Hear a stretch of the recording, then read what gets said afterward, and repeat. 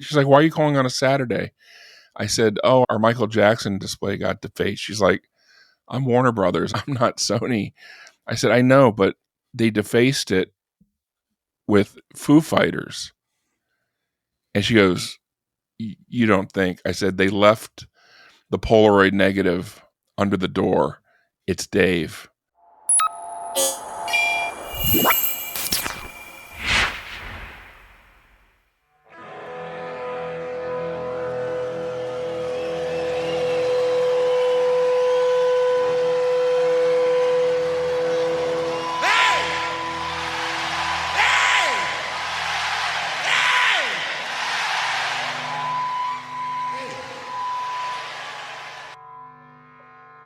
Welcome back to Foo's Files, the podcast for fans of the Foo Fighters.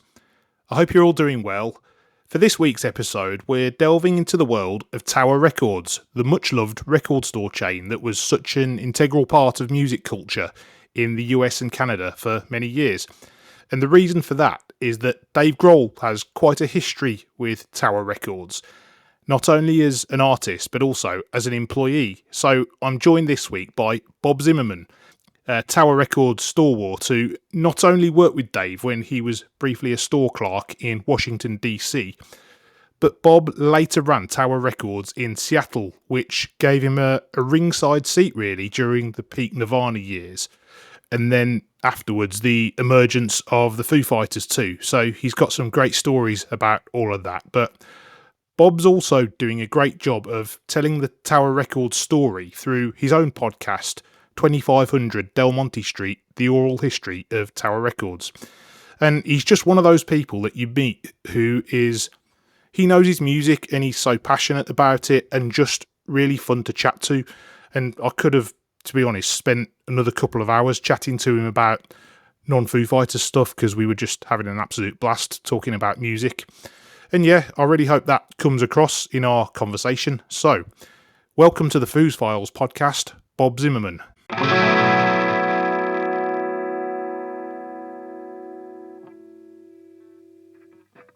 Bob, welcome to the podcast. How are you today? I'm really good. Thank you for having me. Yeah, great stuff. And you're joining us almost from the heart of Dave Grohl territory, aren't you?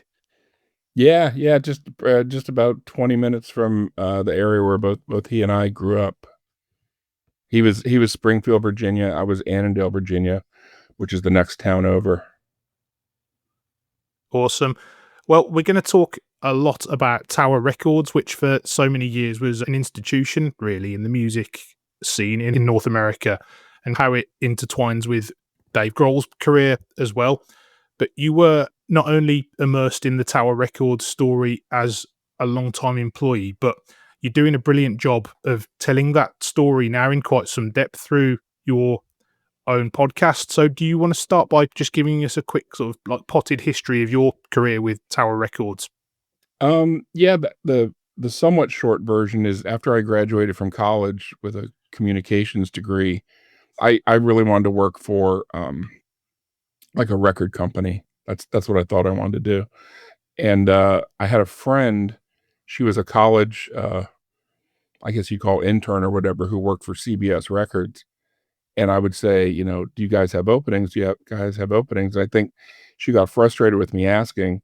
So she said, go work at Tower Records and you'll hear about all the openings in the business.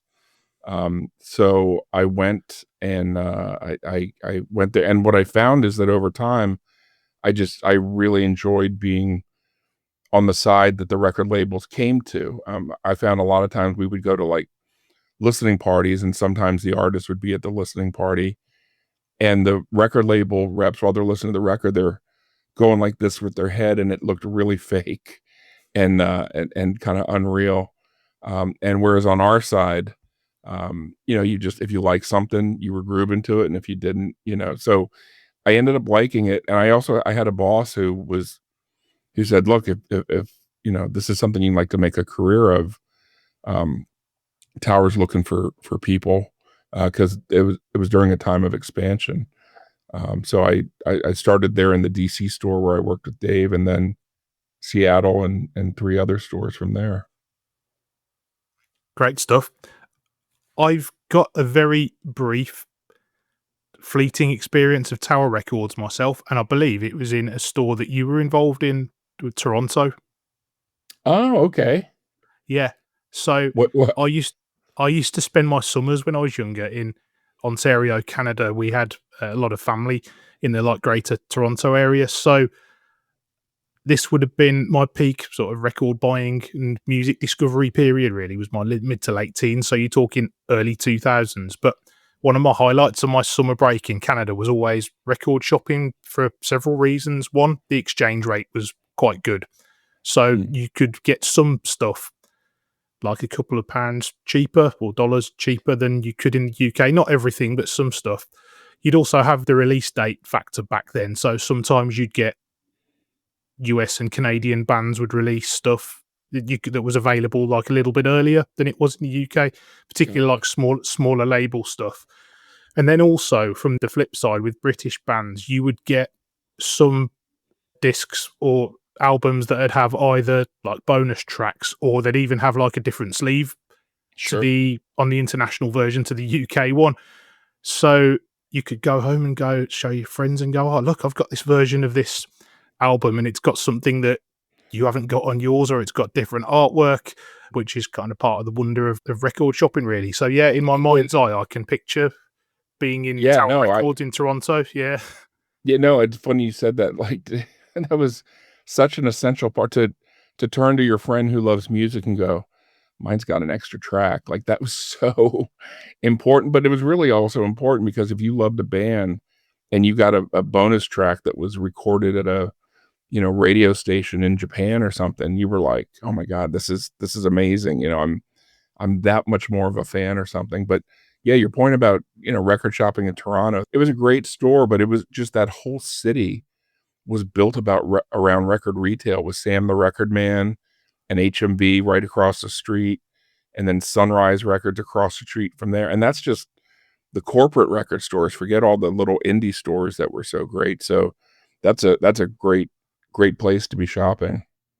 Yeah, I was gonna try and work out which albums earlier on that I actually got there from being able to check which country release was on the artwork, but yeah, my CDs are all boxed up, and I just didn't have time to go through them. Yeah, but That's all right, mine yeah, are too.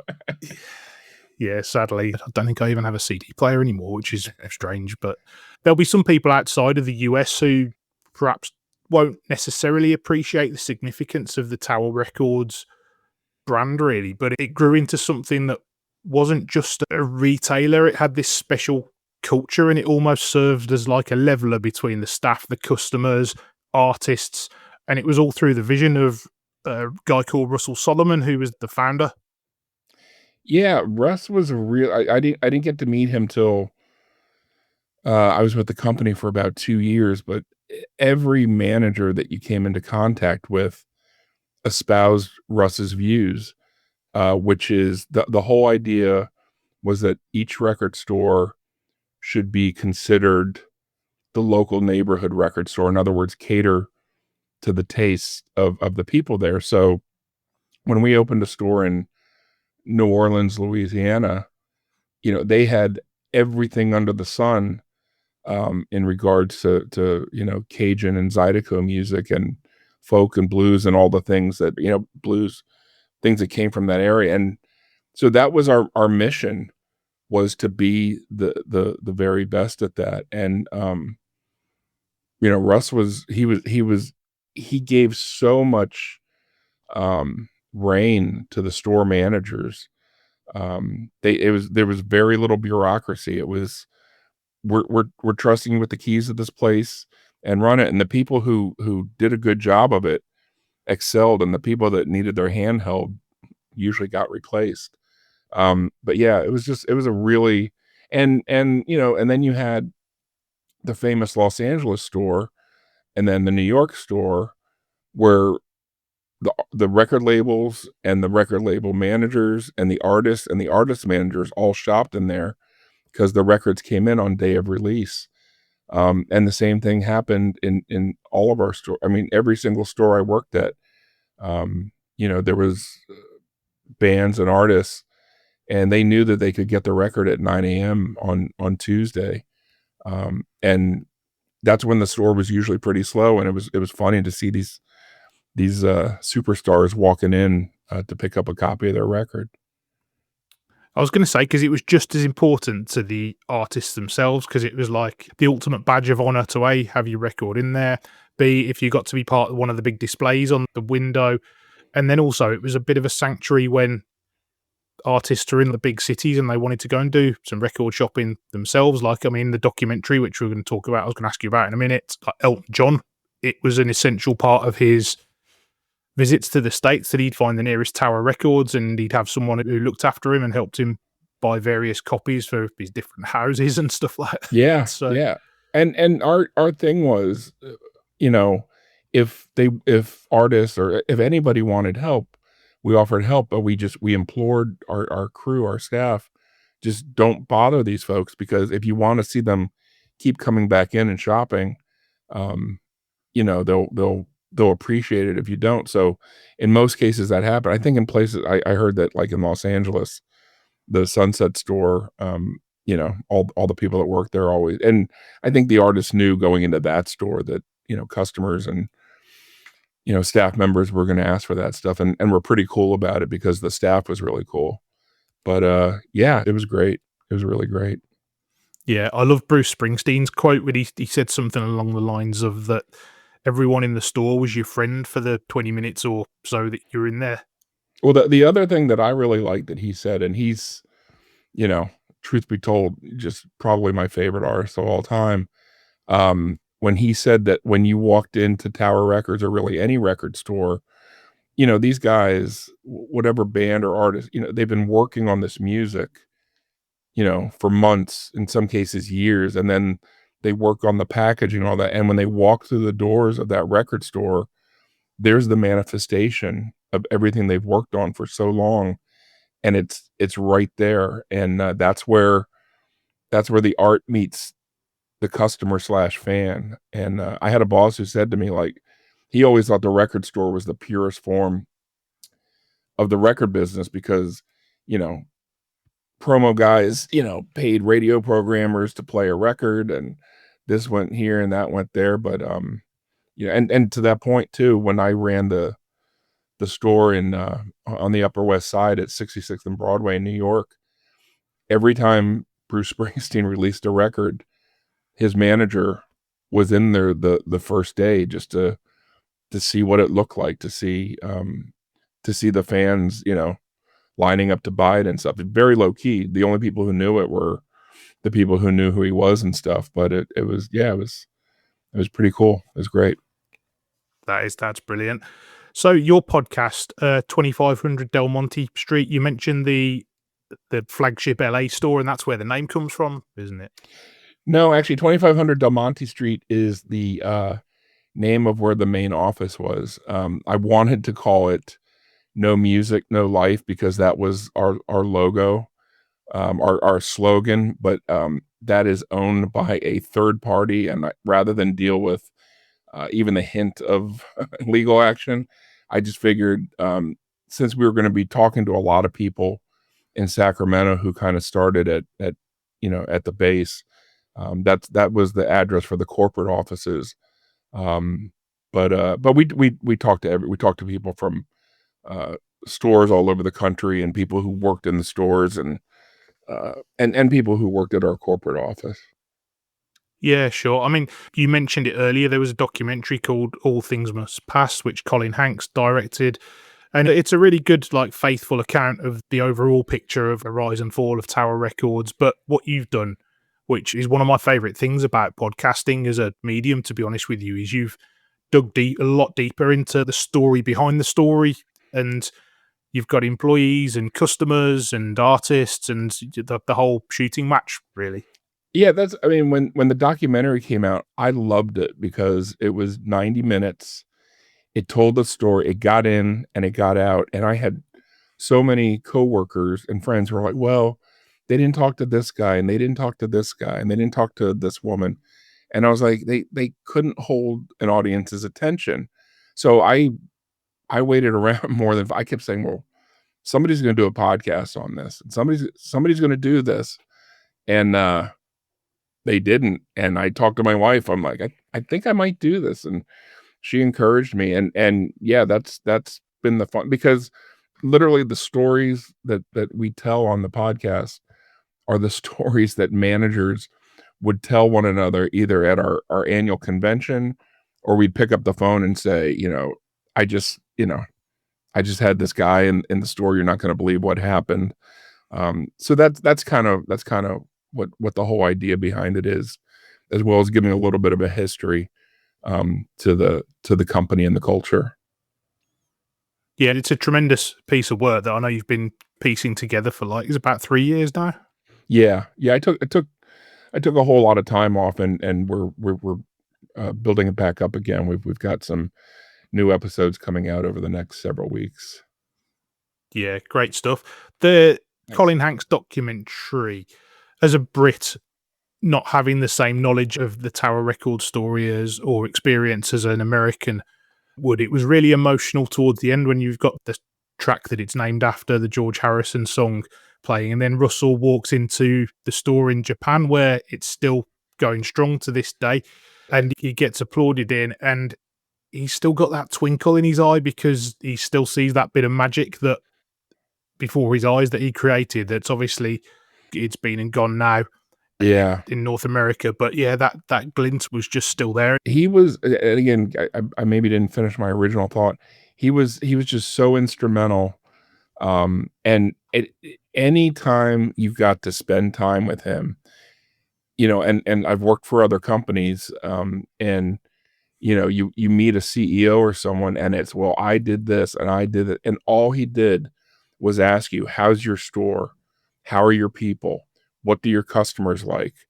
What do you strengthen?" Everything was and it was fascinating how humble he was. He was also quick to anger if things weren't going correctly and somebody was just being stupid about not running their business correctly but, the you mentioned the twinkle in his eye. I mean, he always had a twinkle in his eye when he would visit the store. When I worked at other stores, you would find out about 3 days before, "Hey, Russ is coming.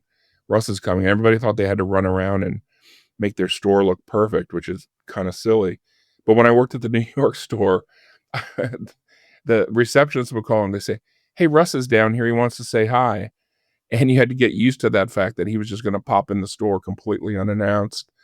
And, it was great. You'd go to lunch with him, and he would just, you know, he wasn't somebody who always talked about the glories of the past. It was always like, "Hey, what can we do right now to make things better?" So, yeah, he was the twinkle in the eye comment you just said got me because there was always a twinkle in his eye. Yeah, brilliant. You talked about the release days and the big excitement around those. Any that spring to mind because you must have been around when quite a lot of classic, what went on to be classic albums came out, and there must be some in particular that some days that stand out more than others, Y perhaps. yeah, I mean, the thing I can't remember if it was it I and again, I'm probably totally wrong about this, but for some reason, in my mind, I remember the thing that really kicked off, um, like, the midnight sale. Somebody we weren't allowed to sell records until, Tuesdays. Back then, it was Tuesdays. Now it's Fridays, records get released. But somebody was like, "Well, we're open till midnight. Why don't we stay open till 12:30 and let people know that they can be the first in their neighborhood?" And this really took off especially in college towns. Um, but I remember Guns N' Roses, the 2 Use Your Illusion records. It was such a big deal, and it was so easy to work with Tower, and, even though I don't like those, particular records as a whole, it probably would have made one really strong album. I do remember people just lining up for that, and that being a really big deal. Um, Going back to the idea of, Russ saying, "You order for your store."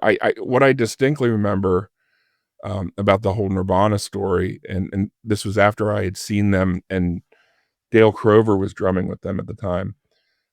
Going back to the store afterwards, buying a copy of Bleach, playing it for my now wife, then girlfriend who moved out. And, and then when it came time for Nevermind to come out, there was a cassette floating around the city of Seattle with the first chord missing from Smells Like Teen Spirit.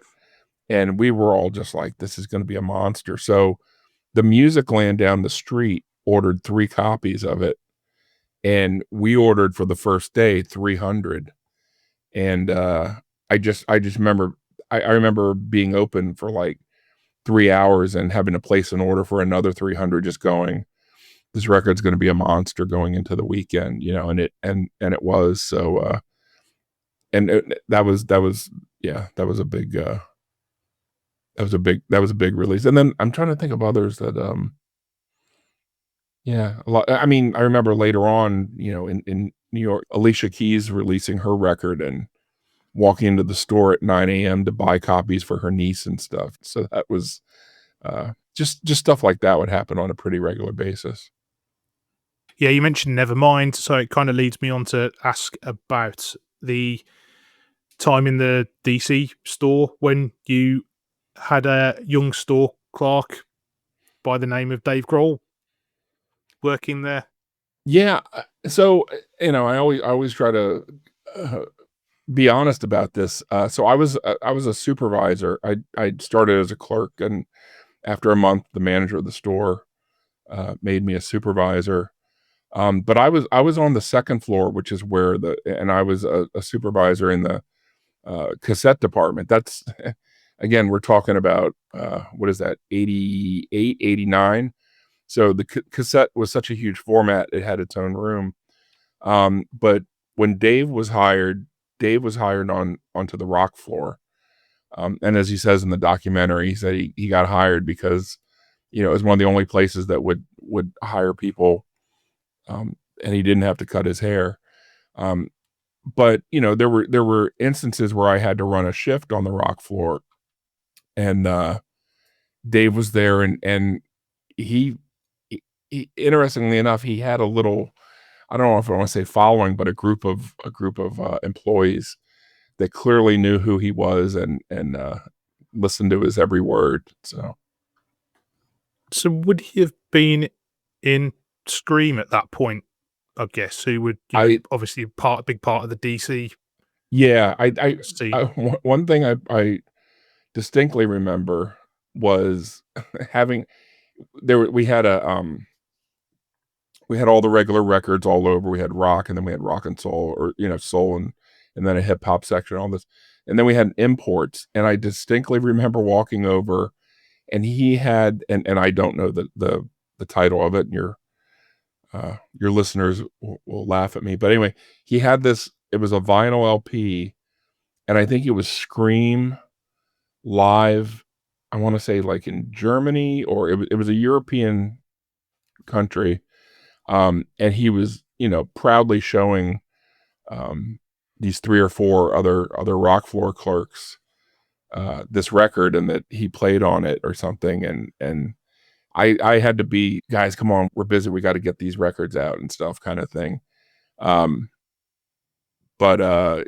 yeah, I remember that being a thing. So yeah, I think it's called Live at Van Hall, which was in Amsterdam. There you go. That I have no doubt. Yeah, you're probably right. Yeah. I mean, I know he didn't work there for a vastly long time, but in some ways, from what the documentary describes and what he said about the joke about his haircut, in some ways, he's kind of like the archetypal Tower Records employee, because he's got the passion for music. He's got the rock and roll kind of nonconformist. You're not going to get him to wear a uniform and all that sort of stuff. So yeah, in some ways, he is that. Just imagine him fitting in perfectly to that job and part of the culture. Yeah, and he again, I'm spitballing here, but he had to have been about 20 years old. So, he was he was with his people, that's for sure. I got a job at Tower Records because that's the only place I could get a job with my fucking haircut. That is the truth. I love Tower Records and I love music, and I only wanted to work at Tower Records and be surrounded by these cool people and all this cool music. And then, as we mentioned, you've moved around various stores across US and Canada. And as you talked about, you were in Seattle around the time of the grunge movement and then spilling over into the early Foo Fighters era. So do you want to tell us your memories of that to start with? Yeah, well, so I remember, Dave left Tower, and then, like, just a couple months later, I got a call from my original manager, and he was the regional manager for the Pacific Northwest, Seattle and Portland. So, it was the second time he had called me, and he said, "Hey, I've got this job opening. Um, it's a great opportunity. You should really think about moving out here." And talking with my girlfriend, now wife, we decided we'd do it. I was gonna go out 3 months ahead of her and set everything up. And as I was telling people that I was leaving, one of those guys that was on the rock floor that hung, he goes, "Oh, yeah," he goes, Dave Grohl is out on the West Coast." I said, "Oh, really?" He's like, "Yeah, he's friends with those guys in the Melvins." And I did not know who the Melvins were at that time. I had just really gotten into Sonic Youth Daydream Nation, which was, that was a great entry point for what I was about to experience. So I remember him saying that to me, and I just, tucked it away. I didn't really even think about it. And I moved out to Seattle, and I moved out there at the end of July 1990. And Andrew Wood from Mother Love Bone had only passed away, like, what, 4 months prior, something like that. So, and again, I was still not real familiar with the Seattle music scene. So I literally got there at the end of July, and like 5 days after I get there, I got invited to the record release party for Alice in Chains Facelift, which was at the Seattle Aquarium.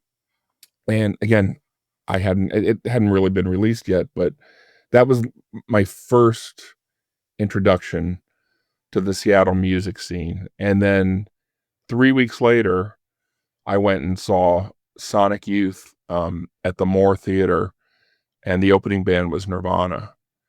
And like I said, I saw the show, stayed for the whole show, and left because Tower was open till midnight. Went back to my store, bought a copy of Bleach, and was just knocked out. And for years, I thought Dan Peters from Mudhoney was the drummer that night, but it was actually Dale Crover from the Melvins. Okay, so yeah, because Bleach it wasn't a hugely successful album. So going back to that autonomy that you talked about within each store, there probably weren't loads of stores around America that had loads of copies of that at the time. Yeah, I mean, I would guess most Tower stores probably had a copy. I know that our store, because they were playing that weekend, probably had 15 copies at the most. So yeah, it was, but just, that very idea that you'd literally go back and buy. When I saw Nirvana open for Sonic Youth, the two things struck me. Number one, I didn't see Chris Novoselic danced around the middle of the stage. And it was only after like 2 or 3 songs, I look over stage left, to the right, and I see this, I don't want to say mousy little guy, but this little guy screaming his lungs out. I was like, "Oh, that's the leader of the band." And the other thing that struck me is I thought they sounded like the Who.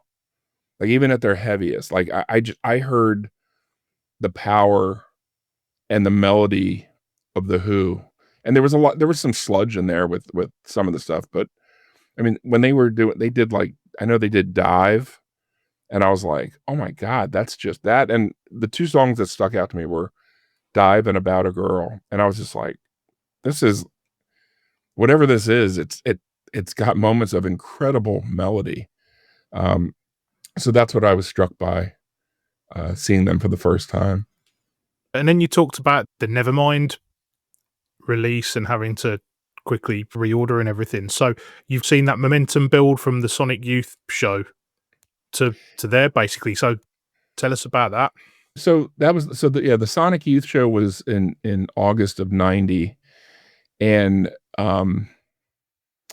what was it?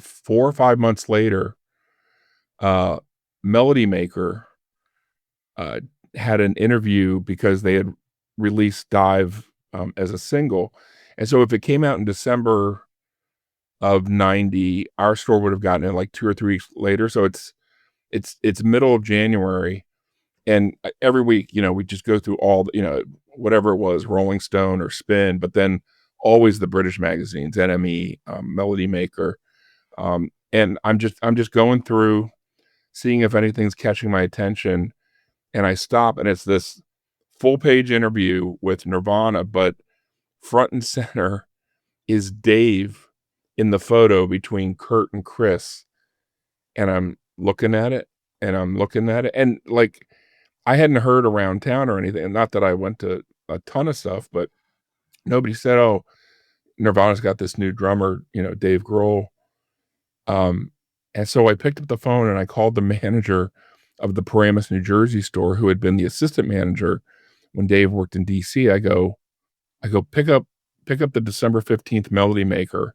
I go, turn to page whatever 34, and he turns it and he goes, "Is that Dave Grohl?" I go, "Yeah." And I said, "He's with and he hadn't heard of Nirvana at that point." I go, "He's with like what is going to be the hottest band out of Seattle." And he's just like, "Yeah, whatever, Bob." I'm like, "I'm telling you, man, they're going to be big." So that just kind of made me laugh. And then 4 months after that, my wife and I go to see Neil Young, and Sonic Youth is opening. And we go to the show, and it was Driving and Crying opened, and then it was Sonic Youth, and then Neil. And Susie Tennant, who passed away, I think about a year and a half ago, she was instrumental in dealing with all the Geffen acts, and she was just a real cheerleader of the Pacific Northwest music scene. She came up and she said, "Do you want to, go backstage after the show and meet Sonic Youth?" And we're like, yeah, absolutely. So we went backstage, and they had like some Goo posters there and stuff, and my wife was getting them signed. And I stopped, I go, "See those guys over there?" She goes, "Yeah." I go, "That's Nirvana. They're the record I'm always playing." And I go, "And that guy with the long hair," I go, "That's Dave." I said, "We worked together at the tower in DC." So I made no effort, like, I was just trying to be super cool. And Dave walks up with this friend of his, and he goes, "Where do I know you from? I know I know you." And I said, "Tower Records DC." And he goes, "Oh," and he just starts laughing. And I don't know, we talked for about 10 minutes. And at that time he was telling us that, I said, I heard you guys, signed to Geffen. What's going on with your record?" And at that point he was telling us that they were talking to like Mitch Easter and Scott Litt, and both of whom worked with REM extensively, but Mitch Easter, I know he produced at least the second REM record, and then Scott Litt worked with REM, and he worked with the Replacements, and he may have mentioned Butch Vig, but again, I don't, that part I don't recall. So that was pretty cool being in that room with all of them. And then it was after that people were talking about, like I said, there was an advanced cassette making the rounds 3 weeks before Nevermind came out, and everyone was just like, "This is like the perfect, as great as Bleach was, this is the perfect marriage of melody and heaviness. Like, this is huge." It sounded like kind of, if I know it sounds weird, but if REM had, married Black Sabbath kind of thing. That was the general vibe and the general feeling. So we ordered up a ton of copies. And then they had their record release party at the Rebar the Friday night before the album came out.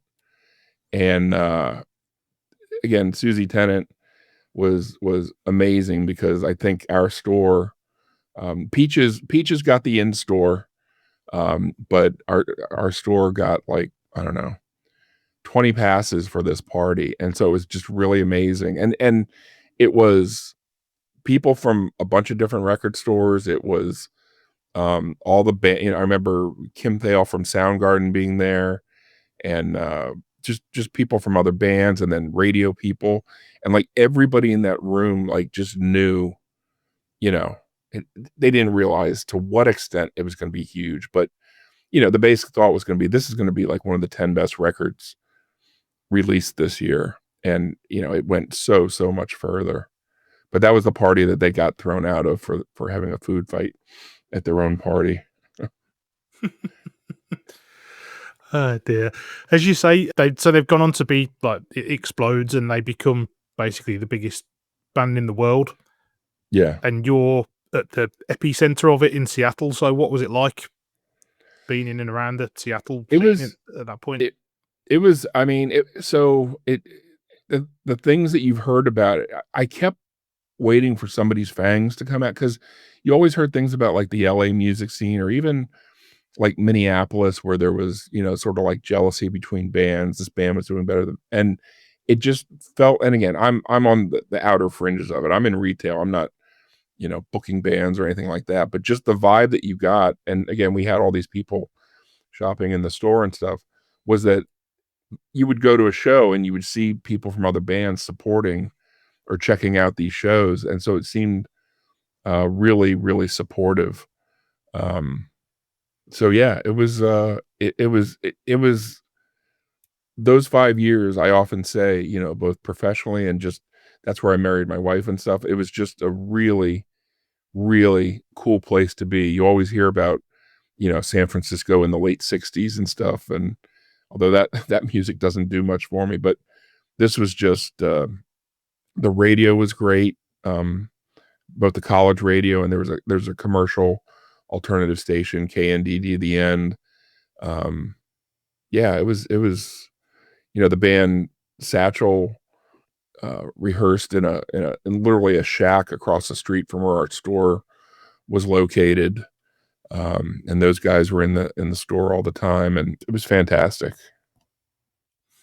Yeah, as you said, you're on the fringes of it. But what you could see is how people were like voting with their feet, really, because Yeah. what they're coming in and listening to and buying. Yeah, one of the things that I noticed, and I mentioned this to Charles R. Cross, who wrote Heavier Than Heaven, is when so that Christmas, so that the record came out in what, I think September. Never mind.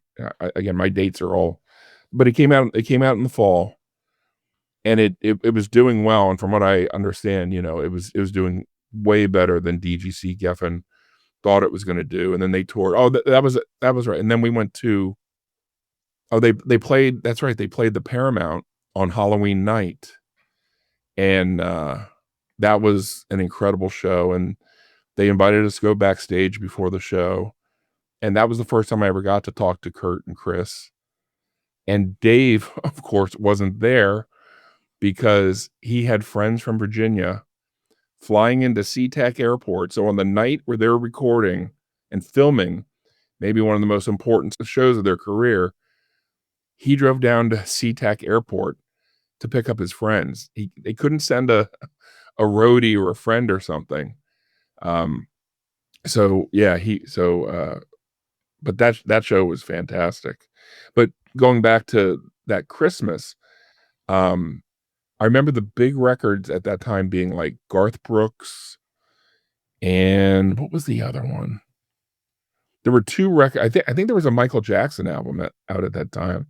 I can't remember which one it was, but parents were coming in and buying these records for their kids. And the week after Christmas, everybody was returning those records unsealed and exchanging them for copies of Nevermind. And if you look at the Billboard charts, Nirvana went number 1 on the Billboard charts the week after Christmas. And, whether there's anything to that, I don't know. I think a lot of people, a lot of kids got money and gift certificates for record stores, and to your point, voted with their feet, came into the stores, and that's what they bought. But I just remember a lot of returns on records that were considered passé and people picking up Nevermind. So, throwing it forward, we obviously all know about the sad demise of Nirvana, and I guess that's had an impact on, well, the whole city, really. And you must have felt that a little bit working in the store. Yeah, I that morning, a friend of mine, a writer by the name of John Pont, he wrote at the Rocket. He called me shortly after 9, and he said they found a body at Kurt Cobain's house. And the first thing I thought was he killed Courtney. Like, I don't know why that was the first place I went, but just in my mind, I was like, something happened and it got ugly. But he said he didn't say anything. And it came out about, I don't know, I guess it was an hour or two later. It was breaking news. And I was surprised, but I guess I shouldn't have been, that Kurt killed himself. And within another hour or two, our store was descended upon by media. And I think I did 2 interviews, and then I called my wife and I said, let's get out of Seattle for the weekend because I don't want to be here. And so we ended up going to like a tulip festival just to, outside the city. And there's a part of me that misses not having gone to that, The vigil, whatever you call it. Yeah. But at the same time, it was necessary. It was not a very happy time at all. No, of course not. It's completely understandable. So, obviously, we know that like a year or so later, Dave's been writing songs in the background. He's been recording that with his friend Barrett Jones. Did you get any early indication that there was a Dave Grohl project incoming? What was your first inkling of that? Because you're still in Seattle at this point. Yeah. No, I don't. I mean, again, like I didn't run into him. Well, this is interesting. This was all. This sounds odd. This was all kind of going on under my nose, and I'll explain that in a little bit. But it was going on, and I didn't really hear anything. And again, it was one of these things where it wasn't terribly long before the record came out. But again, it was another case of somebody handing you an advanced cassette, didn't say anything on it, and putting it in and listening to it. And they wouldn't tell me who it was. And they said, this is Foo Fighters. I just shook my head. I'm like, this is really good. They said, this is Dave Grohl's band. I'm like, no. And I'm like, this is really good. And just totally happily surprised and amazed at what a great record it was. Later on with the release, there was a bunch of hubbub going on. It wasn't until the record was released that I found out that the woman who called on my store from Warner Brothers Records, her name was Tina Lang.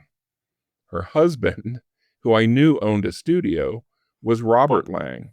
So she was, and I totally respected that. She was sworn to silence that she couldn't say that Dave Grohl was recording in their studio. So that was kind of interesting to find that out. So you got one of those famous 100 cassettes then? That's I don't know. You know what? I probably got a dub of one of the. There's no way that was limited to 100 in the scene, because I'm sure people were dubbing it and stuff. But I got something, and I don't know. It wasn't one of the original 100. But yeah, we got it, but just no idea. It literally said nothing on it. Yeah, it's interesting hearing about it, and it'd be interesting to get your perspective because you've just said how good it was, and you hear about Dave's bashfulness, and it's him putting himself out there as a front man for the first time, and it's the first post Nirvana thing.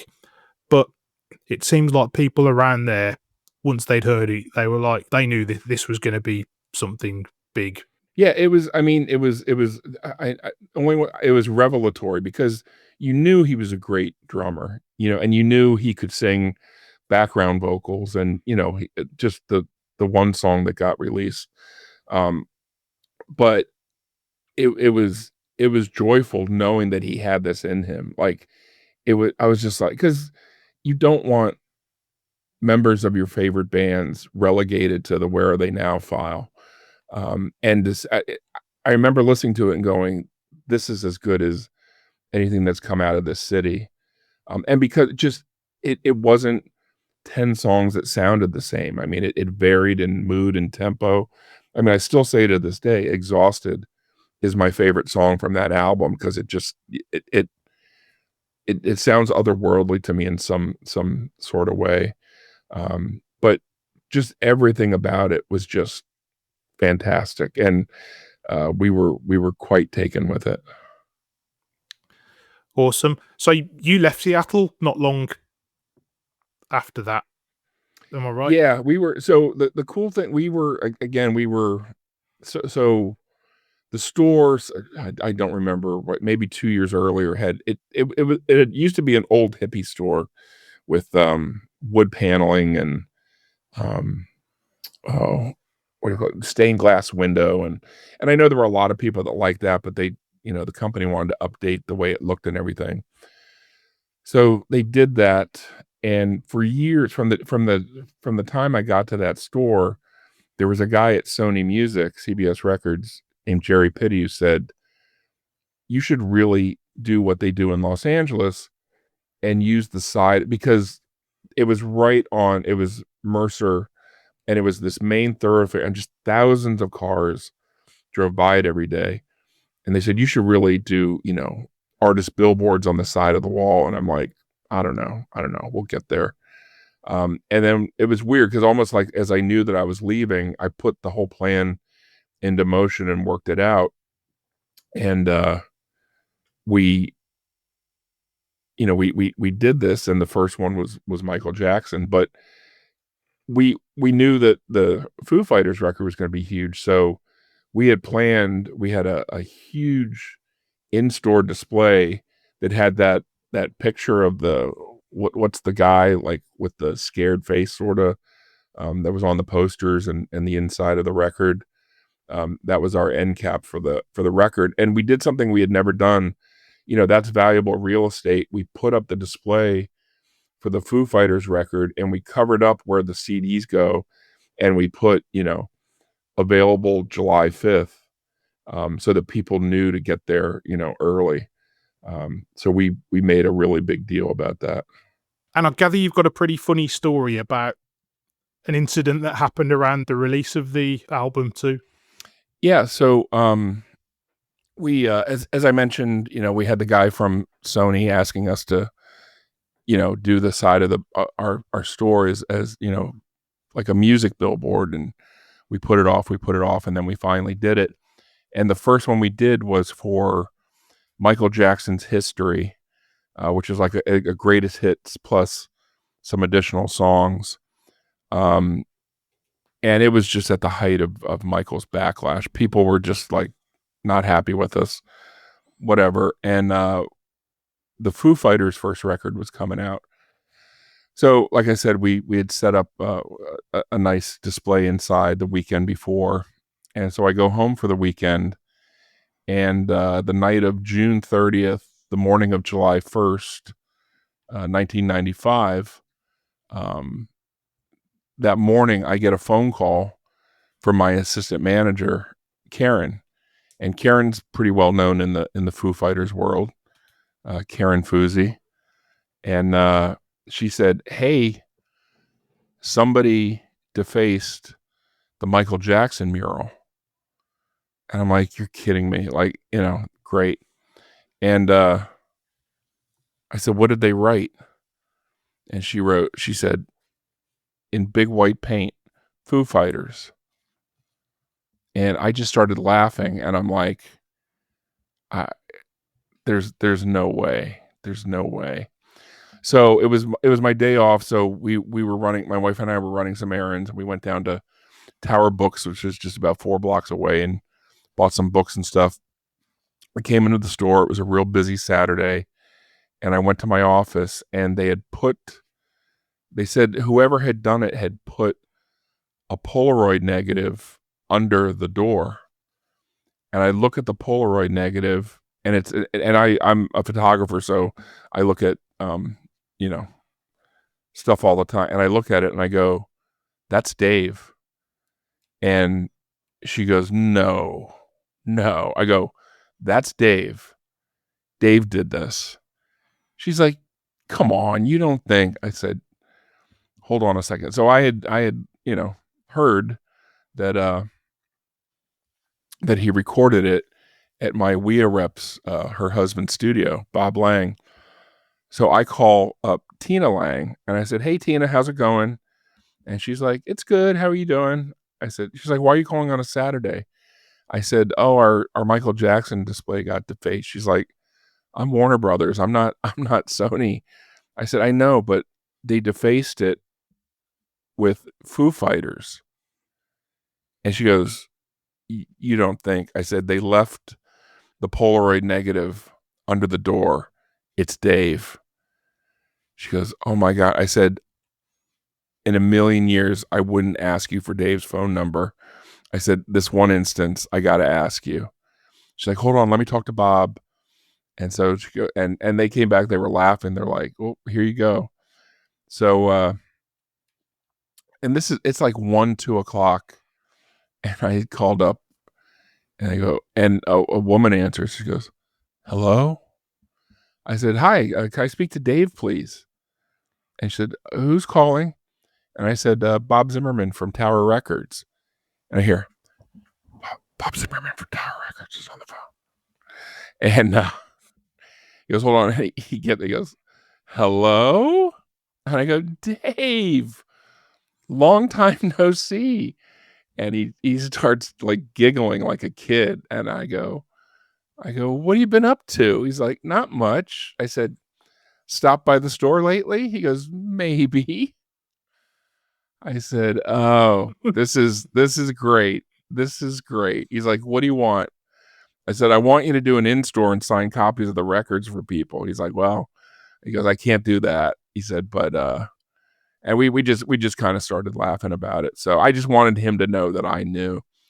So I was telling Charles R. Cross, who ran and published The Rocket, which was the definitive Seattle music newspaper, about it. And he goes, do you have that negative? And I said, yeah. He said, our photo guys can make a negative of the negative and then print a positive.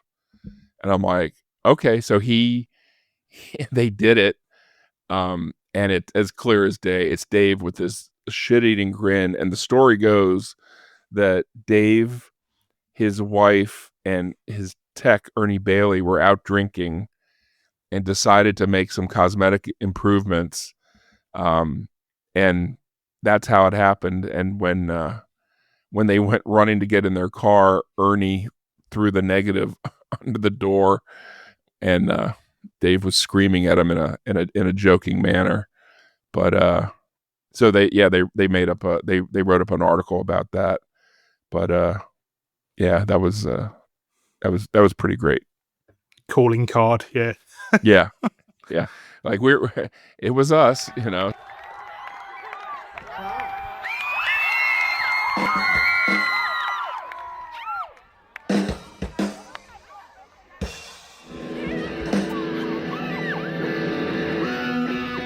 So we got a new record, and we're going to play a bunch of new songs, and we hope you like them. This first song's called Wind Up. The other Foo Fighters connection to Tower Records, which I'm not sure how much you know about this or how privy you were to it, but 1997, just a few days before The Colour of the Shape came out, they played in the parking lot at the Rockville store in Maryland. Do you know much about that one? I just my boss, Despina Panagoulias, who knew Dave from being probably roughly the same age and running around in all the music circles. I think she was kind of instrumental in helping. She was the manager of the Rockville store. She was kind of instrumental in helping make that happen.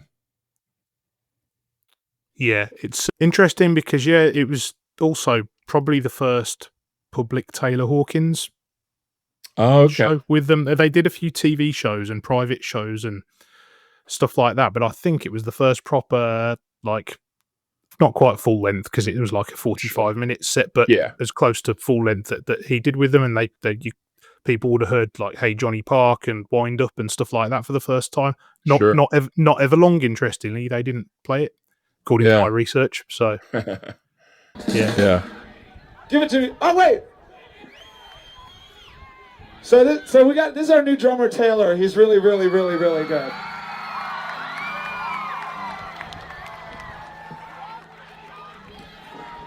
And there's a Beavis and Butthead contest going on, a Beavis and Butthead lookalike contest going on in Europe, for MTV Europe, and Taylor and I are going to apply, and we're going to fucking win.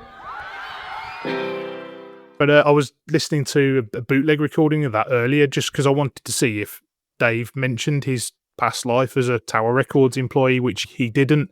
But I suppose because it was part of the fabric of the life of a musician and they would invariably stop and play at record stores, it maybe just wasn't that much of a big deal at the time. Well, I think so. As I understand it, that when Nevermind came out, they played at the Tower Records in the Village, which was almost as famous as the Los Angeles location.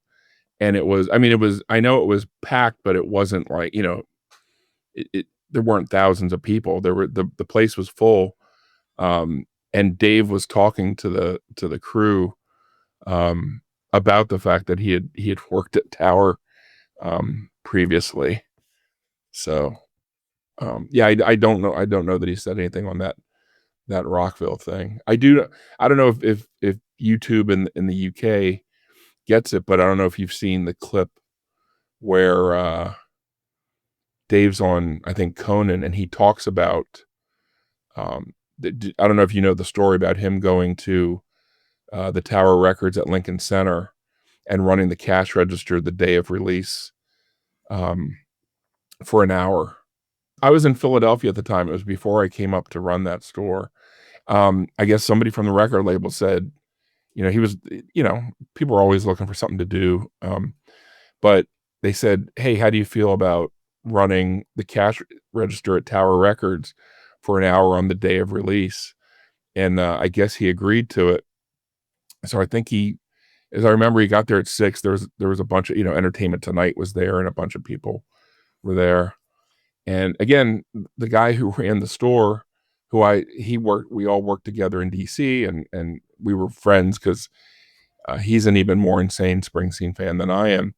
He called me up and he goes, he said, what do you remember most about David in Tower DC? I said, well, he was late a lot. I said, he's like, all right. I'm going to, so when Dave showed up for this thing, he had a Tower Records late slip report written up for him and handed it to him. And Dave laughed at it, signed it, and was like, and then that night, I think Dave was on Conan O'Brien, and he told the story about, he's like, he goes, I saw one of my old managers. He's like, "You're late, Dave." Let's talk about what you did last night, because that's very unusual. You worked the cash register at Tower Records. At Tower Records as like a promotional thing. Which I had done 10 years ago. You did it for 10 years ago. You did it to make money, to make a living. To try to make money. Right. And was that cool? Did it work out? Last night? Yeah. It was pretty fun. Same supervisor that I had when I was working in DC 10 years ago. And when I showed up 5 minutes late, I hadn't seen this guy in 10 years, and I said, "Tim!" And he goes, "You're late." like, oh my God. I couldn't You didn't believe it. say I'm a rock star now and have some people beat him up? Of course, I had my security beat the hell out of Great, him. yeah. Absolutely. Yeah. So just to finish things off, we talked a bit about your podcast. So what's next in terms of continuing to tell that story? Because you've passed the 100 episodes mark now, which I salute you for, because at the time of recording, I'm back on episode 20. So Uh-huh. Yeah, it's just at this point, so I feel like I spoke to a lot of the people that I wanted to, with it's that thing I wish I had started 5 years earlier, because there are people that have passed away that would have told some really great stories. I mean, at this point, I'm just reaching out to people who want to talk about it. I'm always looking for it's really hard to get. I mean, the other thing is Tower did quite well in London, and I was there a location in Scotland? I don't know. I don't thought know about that. I knew They're about the still London one.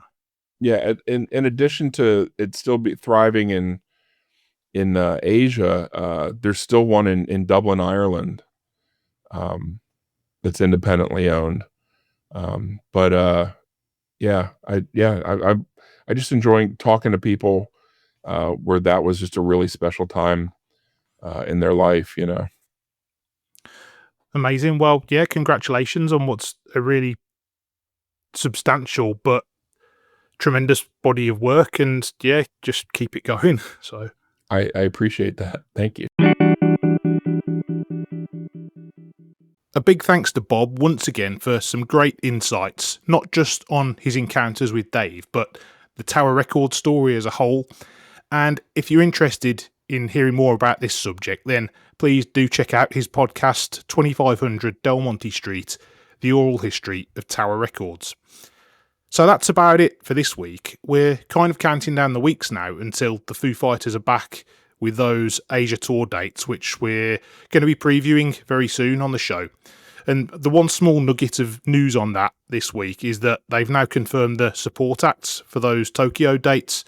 They've got Otoboki Beaver opening on the 7th of October for that show. And then the following night, Maximum the Hormone. So 2 Japanese bands, which is great for them getting to open for the Foo Fighters. So yeah, that is all from me. Thanks again, as always, for listening to Foo's Files. If you're enjoying the show, please do leave us a 5-star rating and a review on your favourite podcast app. It really does mean a lot. And I'll see you next week for another episode.